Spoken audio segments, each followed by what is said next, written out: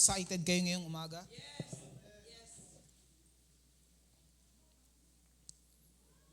At salamat po sa inyong pagpunta ngayon.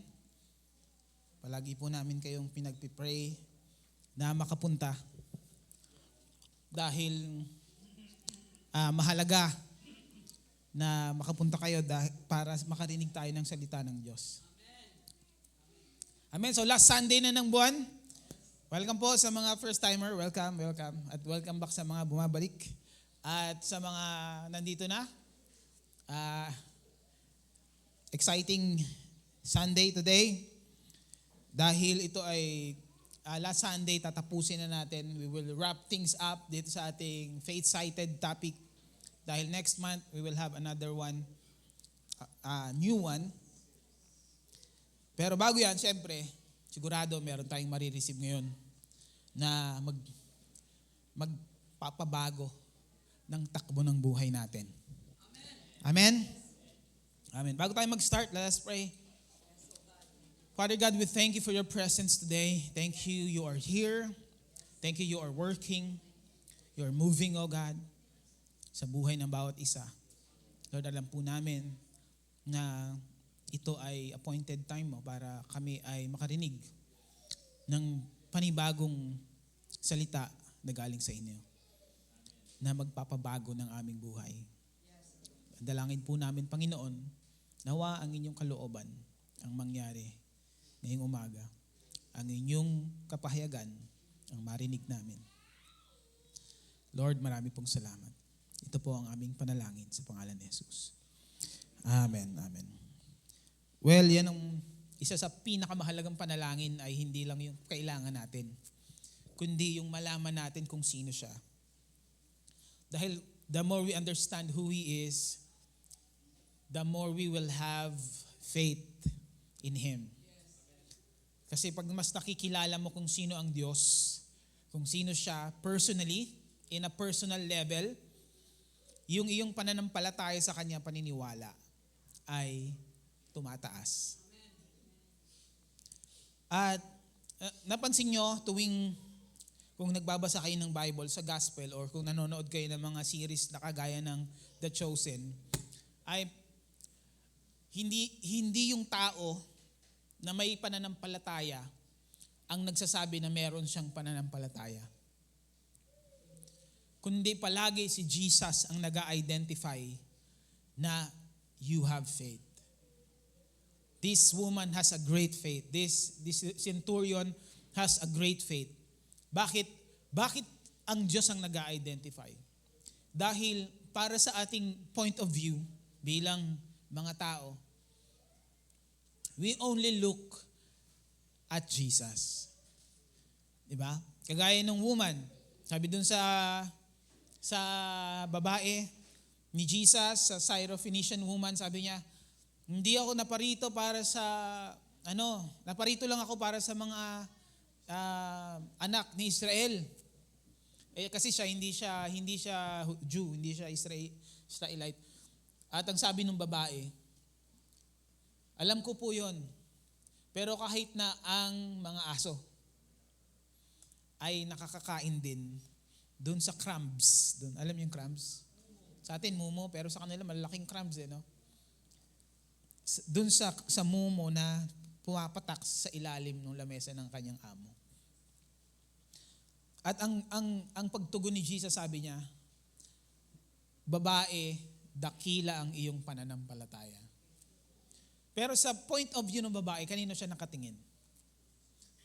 Kay Jesus. Amen? Doon siya nakatingin sa nagbibigay ng tinapay. So, ibig sabihin mga kapatid, habang pinapag-aralan natin tong faith, ang gusto ng Diyos ay ma-focus tayo kay Jesus. Kung sino siya, ano yung kaya niyang gawin. Kasi all the time, sa salita ng Diyos, kaya nadideklara ng Diyos ni Jesus ang mga tao na mayroong pananampalataya dahil sila ay nakatingin sa kakayanan ni Jesus sa kanilang buhay. Kagaya nung centurion, sabi nung centurion, Guro, wag na kayong pumunta sa amin. Dahil kagaya nyo, ako ay nasa ilalim din ng authority, under authority. At may mga tao ako sa ilalim ko, sabi niya. At pag sinabi ko doon na pumunta siya doon, pumupunta siya. At pag sinabi kong siya ay pumunta sa ganitong lugar, pumupunta siya. Kaya sabi niya, sabihin niyo lang ang salita. Ang anak ng aking alipin ba? Ay gagaling. Ano sabi ni Jesus? Man, great is your faith. Bakit? Dahil hindi yung tao ay nakatingin lang sa kakayanan ni Jesus. So yun yung pananampalataya na pinapag-aralan natin itong ngayong buwan na to. Na it's supposed to be you looking at the ability of Jesus to deliver you, to heal you, to provide for you, to give you hope, to give you strength. Amen? Yun dapat ang ating makita habang pinag-aaralan natin ito na tayo mga tao nakatingin sa Kanya, sa Kanyang salita. Amen? Kaya nga, yung Kanyang salita ay napakahalaga sa atin. Dahil as we hear the word, naiintindihan natin na yung pananampalataya, pakinggan nyo ito mabuti, habang pinag-aaralan natin yung salita ng Diyos, naiintindihan natin yung pananampalataya ay hindi isang kagamitan na pwede mong gamitin ayon lang sa inyong convenience. Kundi ang pananampalataya ay isang persona na nag-govern sa buhay natin. Ang subtitle ko ngayon, We don't have faith. Faith have us. So, sa maliit na pag-twist ng mindset, biglang magiging effective yung pananampalataya natin. Bakit? Dahil ngayon, naintindihan natin na ang sinasabi pala ng Romans 1:17 na the just shall live by faith ay hindi tumutukoy sa kagamitan ng isang Kristiyano. Kundi ito ay tumutukoy sa isang gobyerno na nag-govern sa isang Kristiyano. In other words, kapag ikaw ay na kay Kristo na, ang namamahala dapat sa buhay mo ay pananampalataya. Alam ko ngayon nyo lang ito naririnig. Pero, yun ang katotohanan. We don't just have faith. Faith have us. Sabi sa Hebrews 11:6,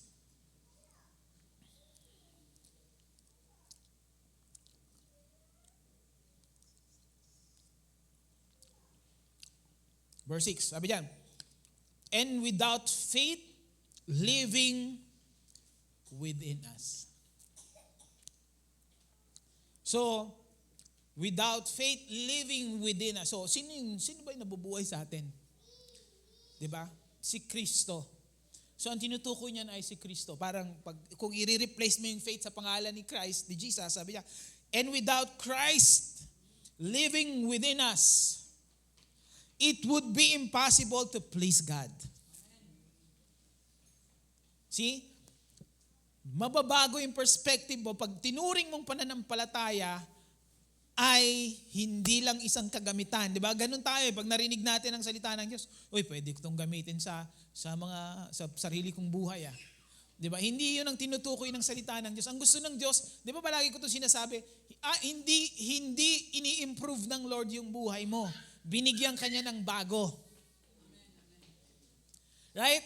At para mag-function yung bagong buhay na meron ka, kailangan mong maintindihan to. Ito ay nagpa-function ayon sa pananampalataya. So wala nang ibang paraan. Kaya nga, kung walang faith, kung wala si Kristo sa buhay natin, dahil sabi ng Galatians, when faith came, we are no longer under a tutor. Ibig sabihin, nung dumating si Kristo, ang tinutukoy ng Galatians, Hindi na tayo under dun sa law. Right? We are under Him. We are in Him. And also, sabi dito, we cannot please God. So, ibig sabihin, faith, hindi lang na pamumuhay sa faith ang makakapagpa-please sa Lord, kundi ang taong naniwala kay Kristo ang makakapagpalugod sa Diyos. So, the moment nung tinanggap mo si Kristo bilang Panginoon at tagapagligtas, ang tingin agad sa iyo ng Lord, kalugod-lugod. Right? And then, why? Dahil dito sa verse na to, sabi dito, and without faith living within us, it would be impossible to please God.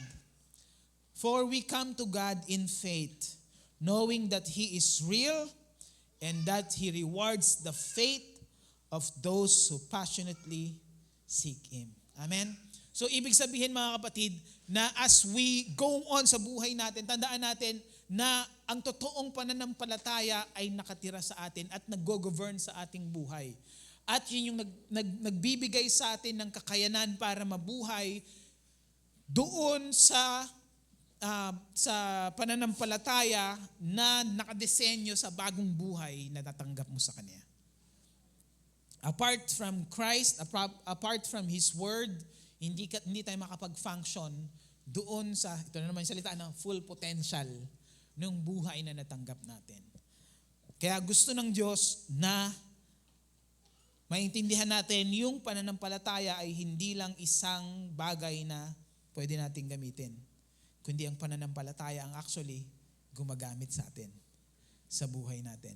Amen? Sino yun? Si Kristo. Sa Hebrews, talong tayo sa verse 1, paakyat tayo, baligtad, no? Paakyat, hindi pa baba.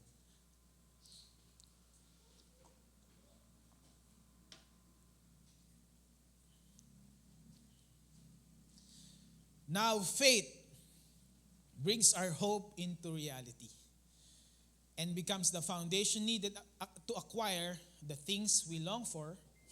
It is also the evidence required to prove what is still unseen. Again, palitan natin yung faith na Christ, right? Now Christ brings our hopes into reality and becomes the foundation, right? Naalala niyo yung kanta natin? Christ is my firm foundation. So, He is the foundation needed to acquire the things we long for, right? So, pag tinignan natin to na, okay, nag-iiba. Nag-iiba yung itsura nung verse when we include Christ dito sa verse na to. Hindi lang pala to isang bagay, isang tool, di ba? Nagamit na pwede mong gamitin sa iyong convenience, kundi ito pala ay person na si Kristo na kung saan kailangan mo talagang totally mag-submit sa Kanyang word, mag-agree sa Kanyang salita, nang sa ganon, yung mga bagay na ating inaasahan ay mangyari at ito ay maging pundasyon para makuha natin yung mga bagay na ating minimithi. We long for. Right? And Christ is the evidence required to prove what is still unseen. Amen? Si Kristo ang pruweba doon sa mga bagay na hindi mo pa nakikita.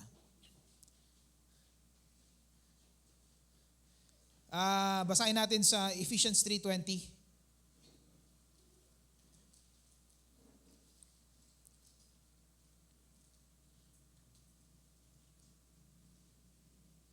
Sabi diyan, kasi baka yung iba sa inyo nag-iisip, maganda ng plano ko sa buhay ko, ba't ko to bibitawan? Well, ang sabi ng Ephesians 3:20, never doubt God's mighty power to work in you and accomplish all this. He will achieve infinitely more than your greatest request, your most unbelievable dreams, and exceed your wildest imagination. He will outdo them all.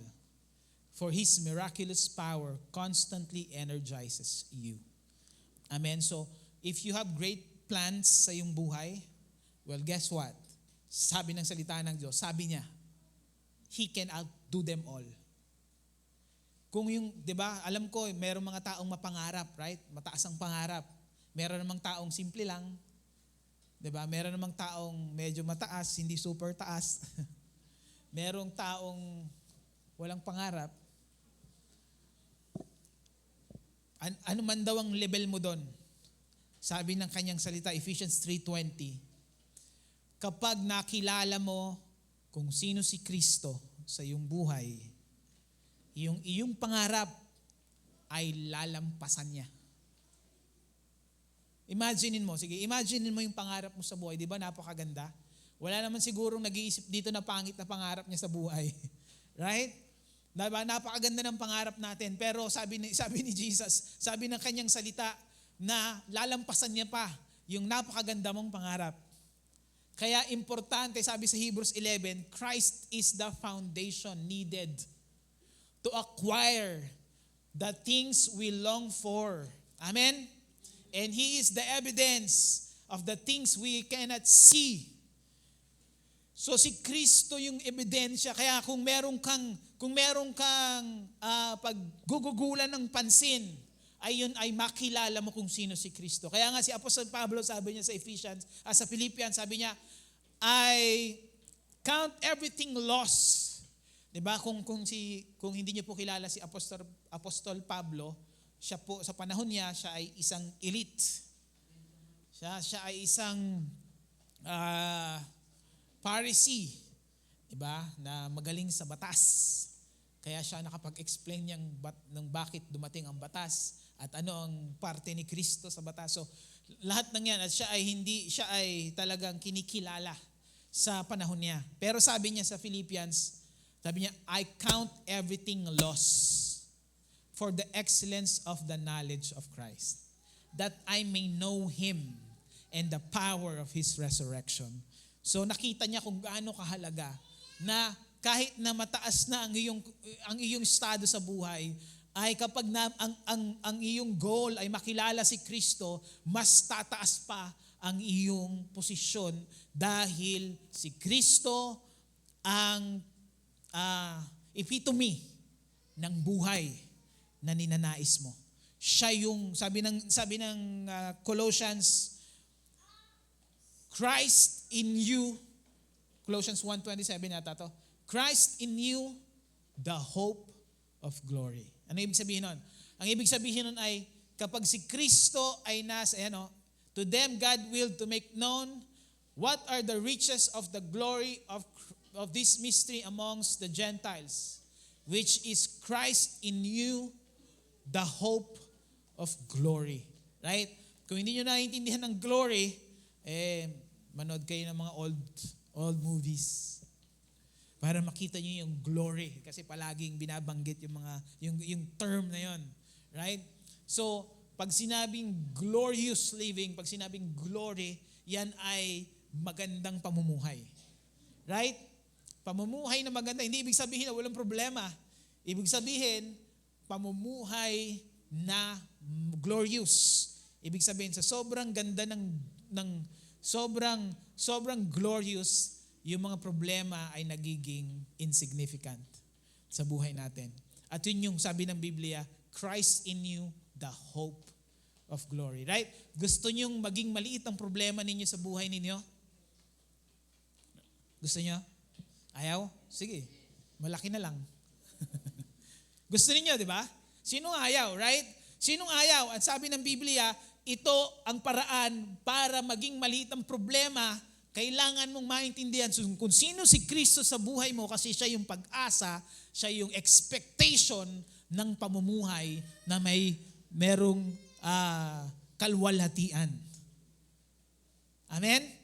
So, ibig sabihin, the more you understand who Jesus is, kung sino siya sa buhay mo, ano yung kanyang ginawa, ano yung binigay niya sa'yo, yung iyong problema, kahit na marami, ay nagiging maliit. Right? Pansin nyo, di ba? Kahit gaano karami yung langgam, dahil ang liit niya, tinatapakan mo lang. Amen? At ganun yung larawan, di ba? Hindi, parang naalala ko isang movie, na kay Dwayne Johnson yata to, na baligtad. Yung mga insekto malalaki, yung mga elepante maliliit.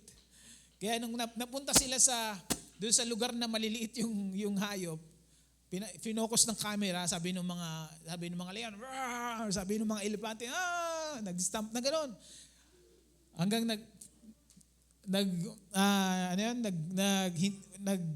nawala yung focus dun sa hayop. Pagtingin mo sa original frame, ang liliit pala nilang ganon. Ang cute lang, nawala yung takot mo kasi ang liit. Ganon yung problema natin, di ba?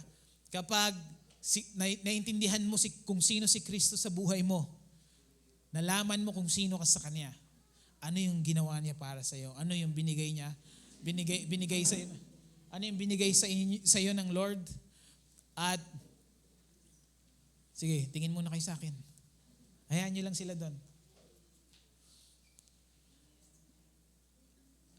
Kapag nakita nyo kung gaano kalaki si Lord sa buhay ninyo, yung problema, biglang lumiliit. At kapag maliit na ang problema, anong sasabihin nyo? Ay, ang cute mo naman. Diba? Hindi ka na matatakot. Bakit? Dahil ang tingin mo na sa problema ay cute.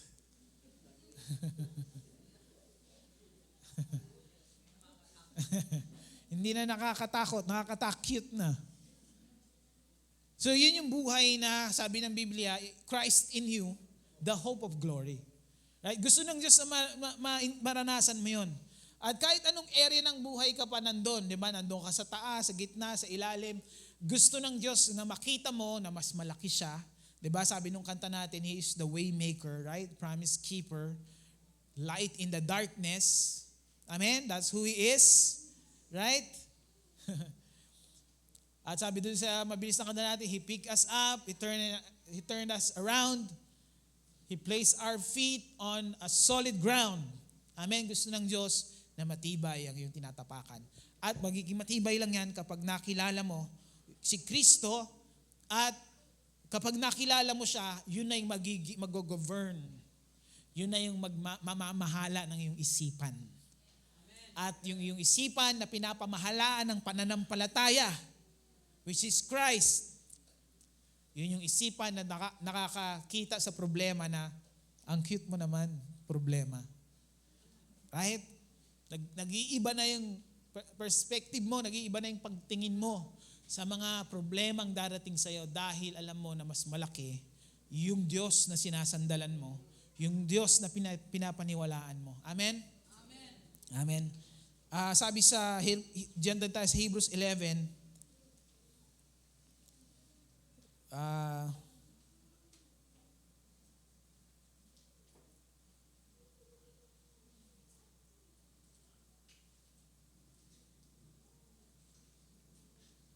sa verse 13, basahin natin.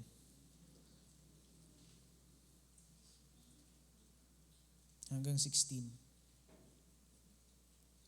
Ang sabi diyan, these heroes all died still clinging to their faith. Amen? Sabi, di ba? Sabi sa chapter 10, binasa natin ito last Sunday. Kung wala ka dito, ang sabi doon, do not lose your confidence, for it has great reward. Amen? The only way para maranasan natin yung reward ng pananampalataya is to cling to it until death. Hindi pwedeng, halimbawa, di ba, minsan ganito tayo eh. Sige, naniniwala ako na magpo-provide si Lord sa pambayad ko sa kuryente. Naputulan ka ng kuryente. Sasabihin mo, ay, hindi pala totoo. Yun. Tawag doon, conditional faith. Hindi ka talaga naniniwala. Gusto mo lang gamitin yung faith sa convenience mo. Yun ang ibig sabihin nun. Right? Hindi ganun ang pananampalataya. Sabi dito, until their death, they are clinging to faith.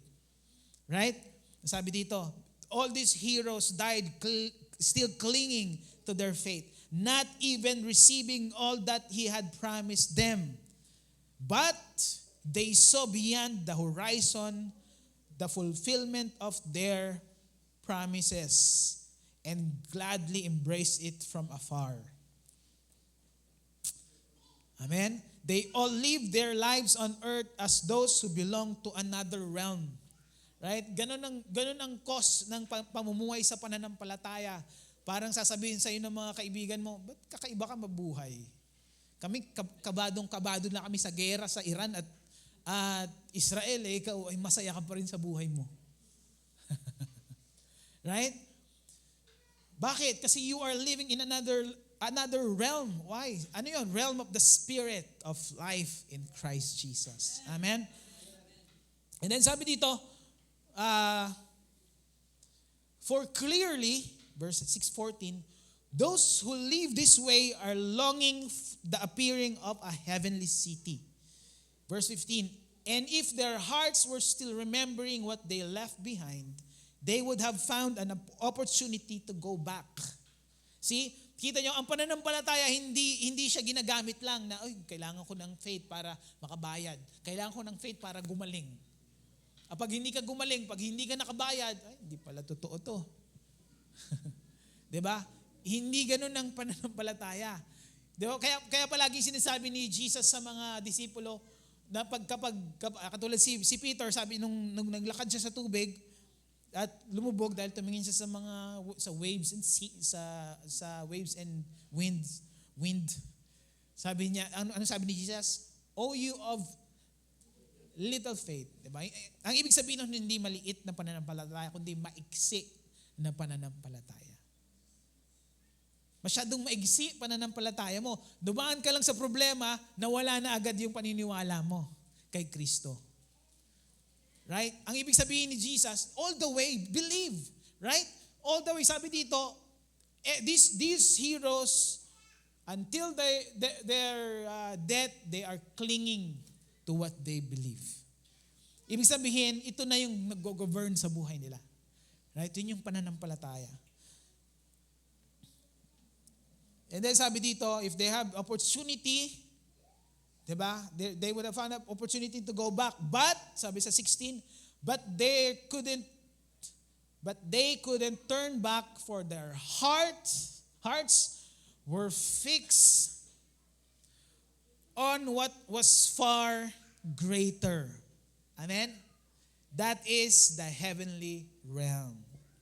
At, ang sabi dyan sa dulo, pag binasa natin yung dulo, verse 40, but now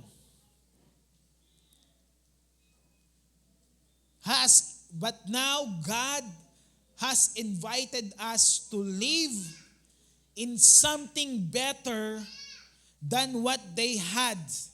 Ano yun? Faith's fullness. Sino yung faith's fullness na yun? Si Kristo. Right? Sa panahon nila, hindi dumating si Kristo, right?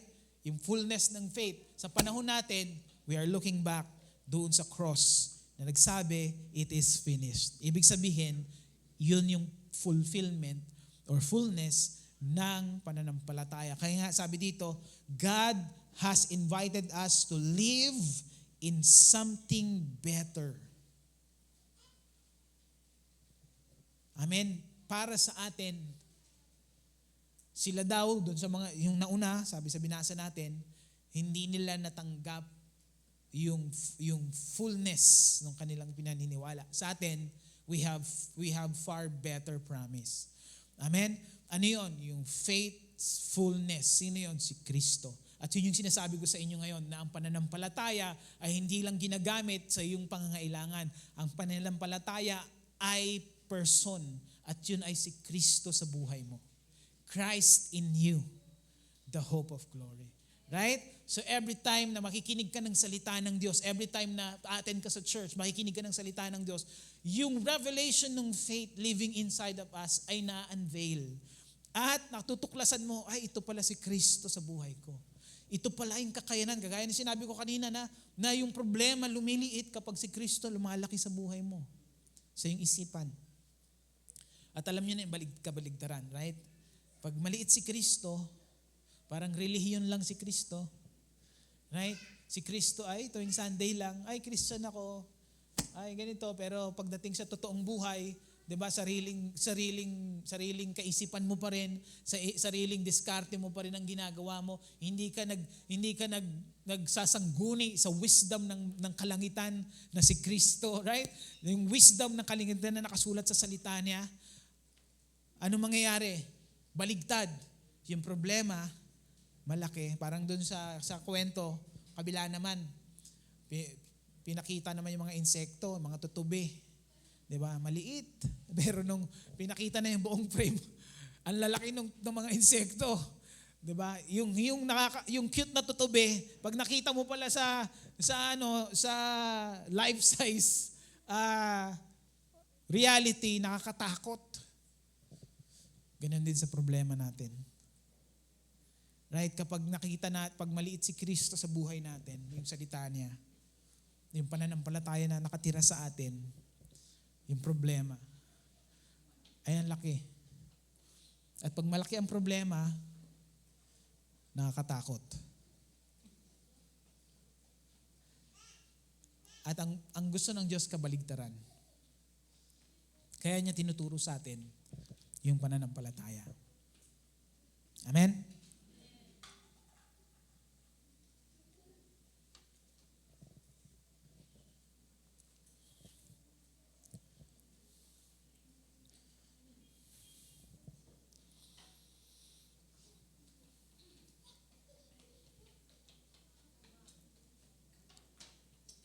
2 Corinthians 5:7.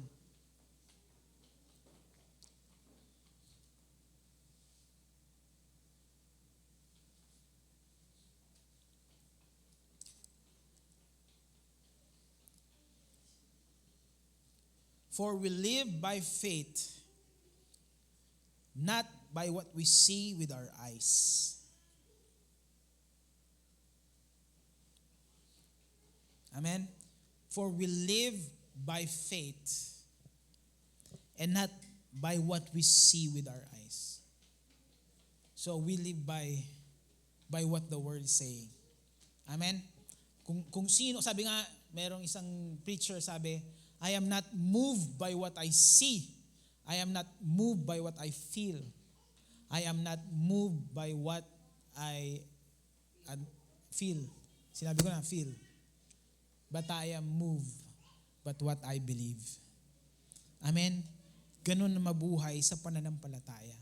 Nabubuhay tayo ayon sa mga naririnig natin tungkol sa salita ng Diyos. Tungkol sa buhay na meron tayo kay Kristo. Amen. Pastor, paano ba yon? Simple lang. Kailangan mo lang maging available sa pakikinig ng salita ng Diyos. Amen? Kasi tandaan niyo to, palagi ko itong sinasabi, na ang inyong buhay ngayon, hindi to mahirap. Kasi pag first time mo narinig to, parang mahirap to, Pastor. Hindi to mahirap. Bakit? Dahil bawat isa sa atin na nandito ngayon ay built-in sa atin ang naniniwala.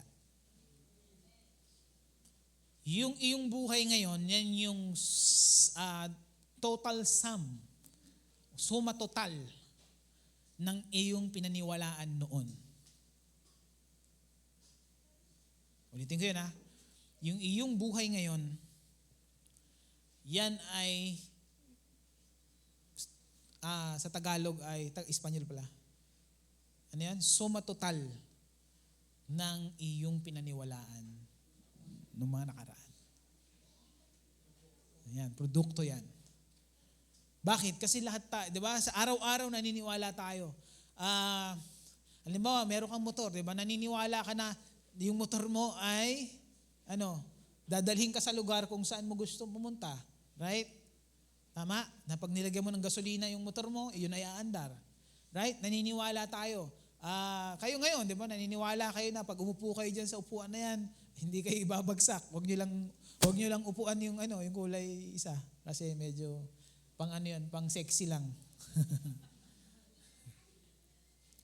So, palagi tayong naniniwala. So, kaya hindi mahirap itong sinasabi ko. Ang kailangan mo lang gawin ay lagyan ng iyong isipan ng mga salita ng Diyos. Dahil once na naintindihan mo, narinig mo kung sino si Kristo, ano yung ginawa niya, ano yung meron ka, Yun yung bagong set of belief na paniniwalaan mo at yun yung bagong pamumuhay na ikakapamuhay mo.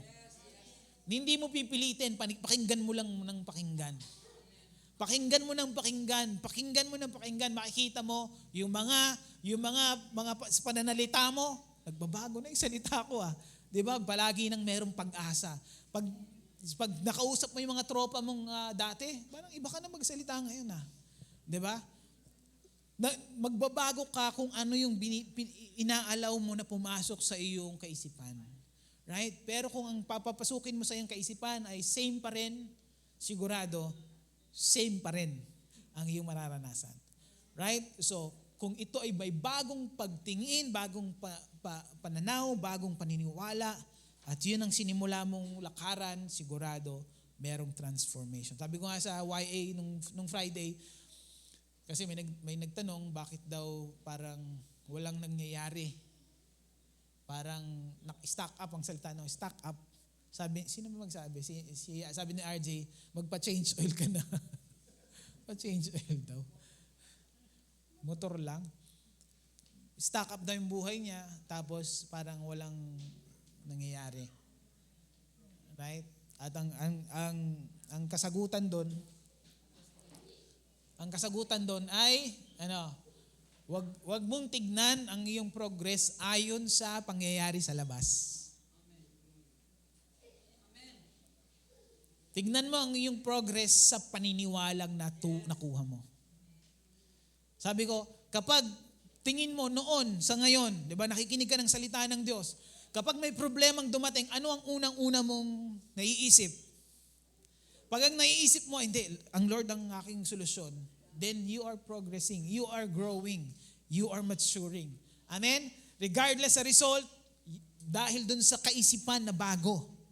At eventually, mas maiintindihan mo kung ano yung sinasabi mo at mas maririnig mo instruction ng Diyos kung ano yung gagawin mo, then makikita mo na to sa physical. Kaya, ang solusyon para mabago ay sa pakikinig ng salita ng Diyos. Amen? Hindi ko na to gagawin. 'Di ba? Ginawa ko na to dati. Hindi na nga ako hindi na nga ako kakain ng isang bandihado. 'Di ba? Pagharap ng bandihado, ubos din. Sabi, magda-diet na nga ako. Di ba? Tapos pag nagyaya ng kainan, bukas na lang. Bukas na lang ako magda-diet. Di ba? So, hindi na babago yung hindi mo kayang baguhin sarili mo sa pagbabago ng kilos. Tama? Pero nung sinubukan mong i-inform ang iyong isipan tungkol sa pagkakaroon ng healthy lifestyle, bigla ka na lang nagkaroon ng gana. Sa dami ngayong nagja-jogging dito. Diba? Tuwing pupunta ako dito para mag-basketball, Monday, Tuesday. Ang dami kong nasasalubong na nagja-jogging. Diba? So, kapag hindi ko alam bakit uso ang takbo ngayon. Kaya sabi nila nakaka-addict daw tumakbo.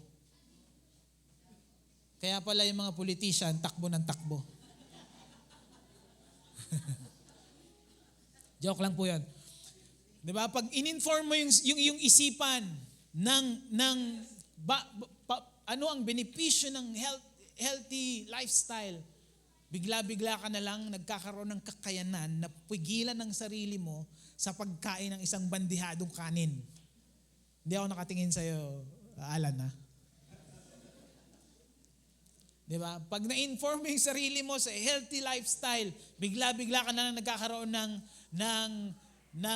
ng my day na tumatakbo ka. Di ba?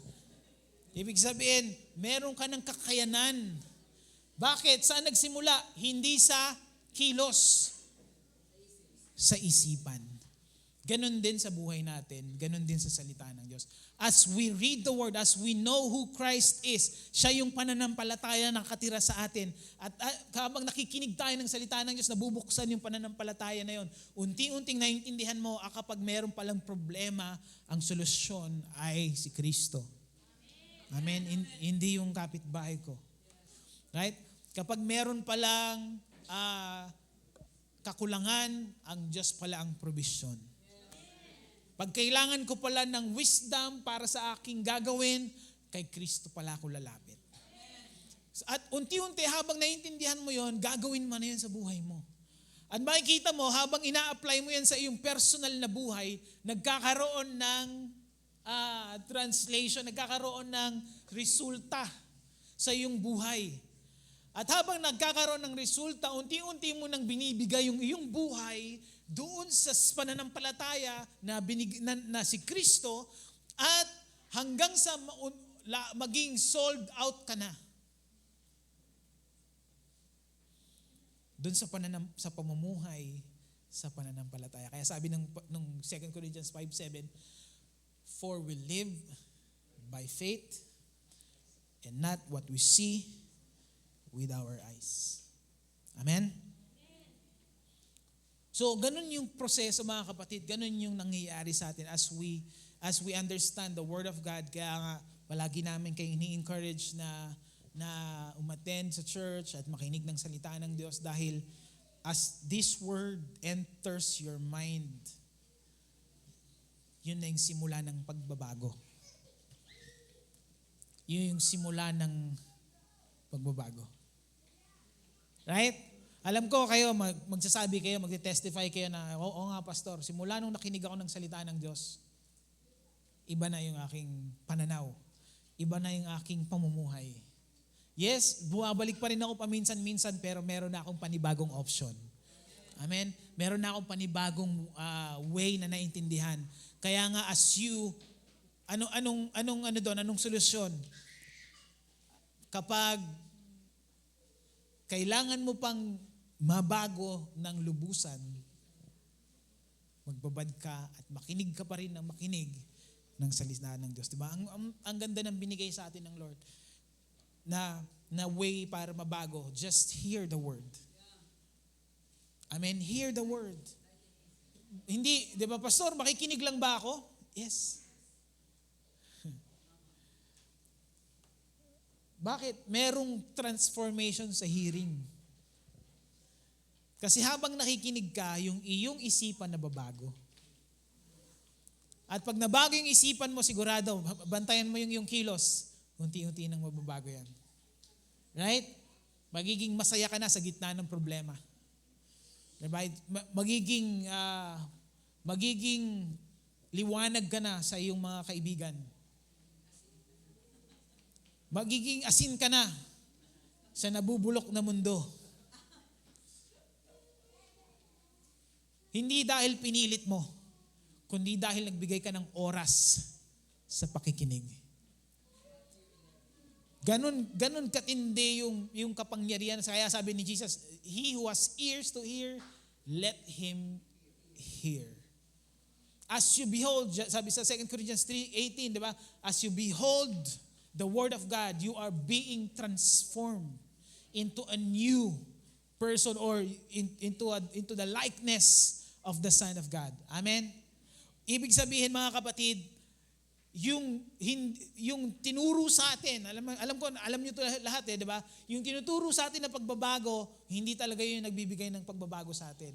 Kundi kung saan ka nakatingin, kung ano yung binibigyan ng oras sa iyong buhay, yun yung nagpapabago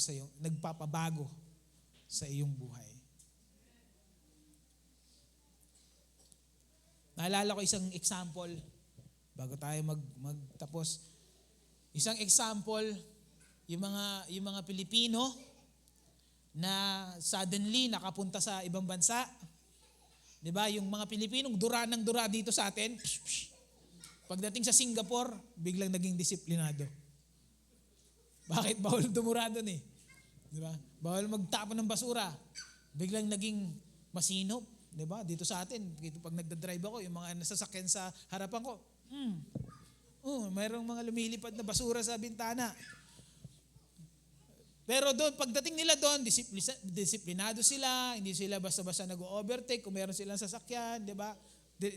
Bakit?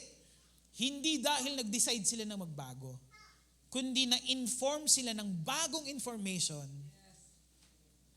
at nabago yung kanilang kaisipan. Ganon tayo binabago ng Diyos. Kaya yung pakikinig ng salita ng Diyos. Sabi dito, faith comes, Romans 10:17. Faith comes by hearing and hearing the good news or the word of God, the good news about Christ. So as you hear the word, right? Diba? Kaya palagi ko sinasabi sa mga magulang dito, dalhin niyo yung mga anak niyo dito. Bakit? Basta dalhin niyo lang, parinig niyo lang ng parinig yung salita ng Diyos sa kanila. Right? Hanggat meron pa kayong authority sa mga anak ninyo, dalhin niyo sila sa church. Kasi pag dumating na yan sa sarili nilang desisyon, hindi mo na mapipilit yan. Pero habang meron ka pang authority, habang meron ka pang say sa buhay nila, hindi, pumunta tayo sa church. Bakit? Kasi naiintindihan ko yung kapangyarihan ng pakikinig ng salita ng Diyos. Dahil eventually, when they get old,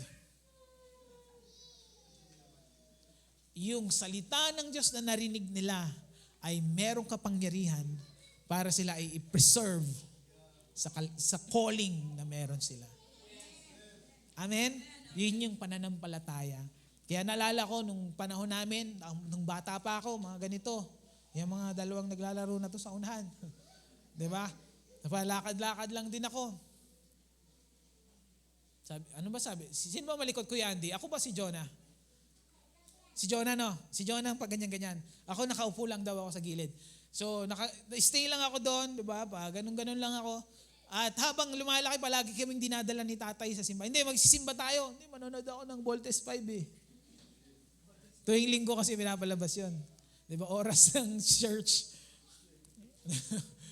Hindi, magsi-church tayo. Di, kahit nakasimangot ka, di ba? Pag upo ka lang dyan. Pag ganun-ganun ka na sa upuan, hindi ka na mapakali.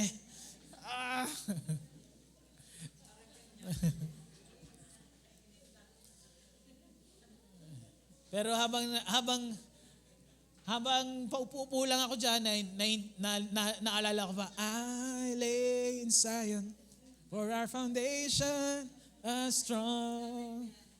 Diba yung mga kanta nila noon? Habang nagigitara si Kuya Ariel doon, at binata ka pa noon, no? Sa The Lord Dainit, binata pa.